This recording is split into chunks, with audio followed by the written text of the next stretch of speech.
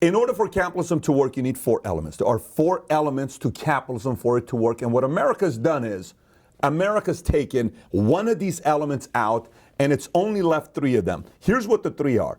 Capitalism allows you and I the freedom to buy whatever we want to buy that's legal. So freedom to buy, freedom to sell whatever you want that's legal, and freedom to try. You want to try real estate? It didn't work? Great. I want to go. You want to try opening up a restaurant? Great. Didn't work. You want to go try this food? You want to go try this? You have the freedom to try whatever you want to try that's legal, right? That's the freedom that you have. The last one is the most important one, has been taken away, and I'll get to the last one here in a minute. Look, this last week, the last 4 days, I flew in 24 of our executives to Jekyll Island.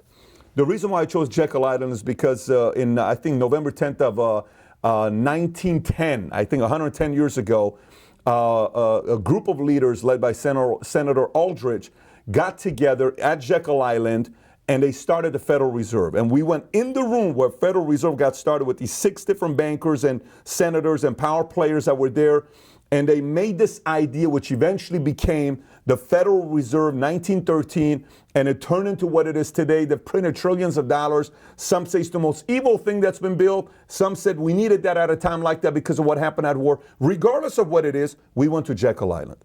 And what Jekyll Island was known for is where Rockefellers had their own compound. William Rockefeller, we took our guys, we got a private tour of the Rockefeller compound. J.P. Morgan Chase. Matter of fact, Alexander Graham Bell made the first phone call to anybody from Jekyll Island, just so you know. That's the idea of Jekyll Island. It's a very exclusive type of a club many years ago. So we had this meeting. While we're at the meeting, I unpacked, because we were writing the constitution of our company, the declaration of our values and principles. And we started at 7 o'clock. One night we went till 3:30 in the morning. Great experience.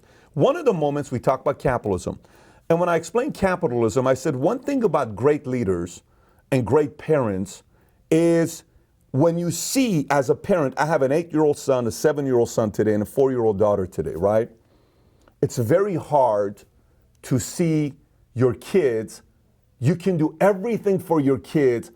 And when you want to do everything for your kids, it's very hard to not do it because you have the resources to do it, right?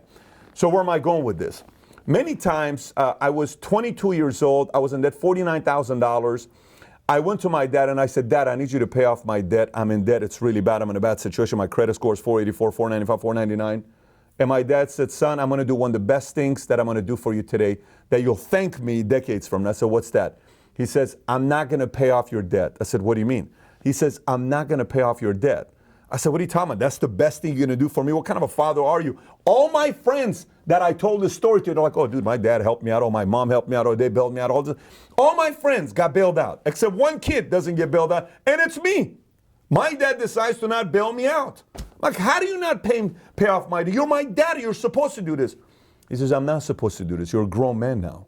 You got to be able to figure this thing out. I says, and by the way, here's the thing. I said, what's that? My friend at the time introduced me to a bankruptcy attorney. He says, Pat, here, go file bankruptcy. And you know what he said? Here's what he said.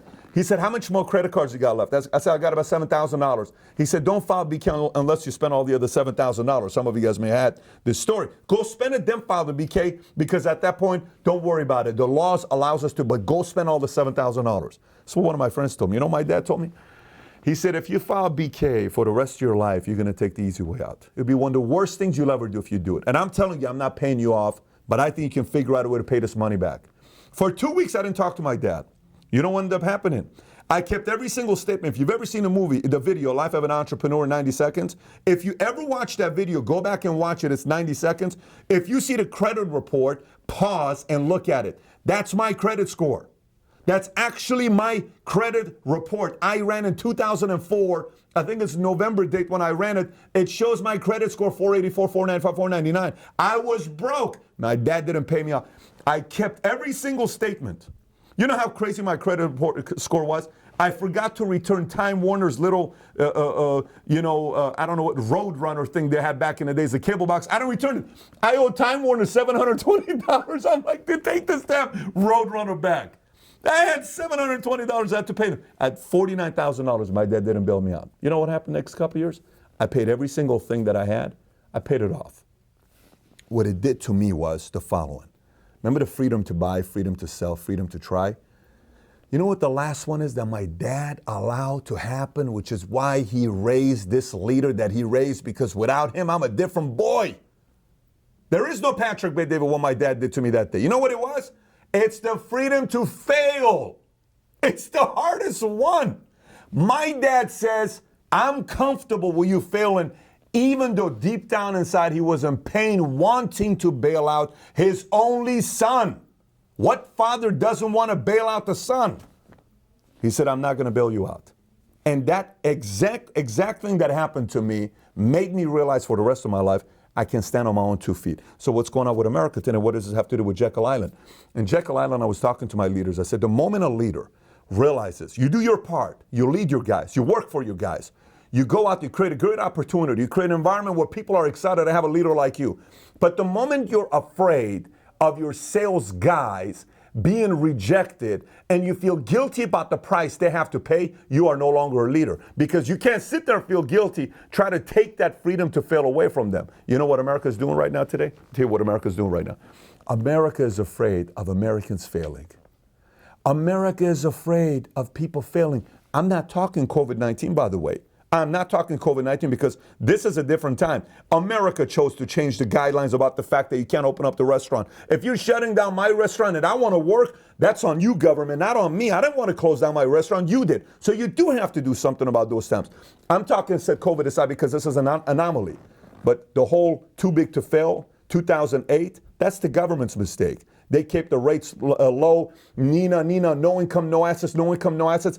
And then a WAMU gets greedy. You got to let them fail. You know who bought them? Chase bought them for $1.9 billion, but didn't do it with other companies. Today in America, we have so many people that are becoming entitled. We have so many people that have this victim mentality. We have so many people that want to say it's the government's fault. We have so many people that want the government to bail them out. We have so many people that want everybody to do everything for them. Why? Because when it comes down to capitalism, we don't have capitalism today in America. And not because, oh, we're a socialistic society. We don't have capitalism today because we're not allowing people to fail. We are afraid of people failing. By the way, this applies in the way you run a country. This applies in the way you raise a family. This applies in the way you run a company. You gotta allow people to fail. Everybody has to have the ability to fail. Because when you fail, painful, embarrassing, publicly humiliating sometimes. When you fail, that is a moment where everybody in the world is kind of watching to see what you really are made up of, because that's what we cannot measure. We can measure a lot of different things.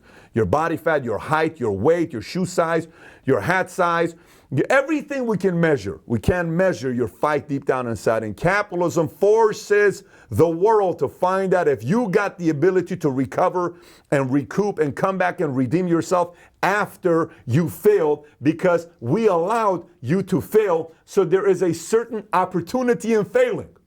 So going back to you, how are you when you fail? Did your family let you fail? Were you bailed out all the time? Does your company let you fail? Or are you always like, oh my gosh, you know what? Don't worry about it, honey. You're tired. Go home early because you got to get some rest, sweetheart. Oh my, they said no to you. Shame on these customers. They don't even know who they have on working with somebody like you. Or the country, oh, poor you. I understand. You are really going through tough times. People don't understand. Here you go. Let me give you some unemployment check for a long time, 2 years. It's going to be all right. We got your back. That's not having my back. That's taking away my ability to find out what my dogfight looks like. The moment you find out your dogfight, you have no idea what great things can happen in your life. So having said that, the next time somebody tries to bail you out, take that as a form of somebody feeling guilty for you losing.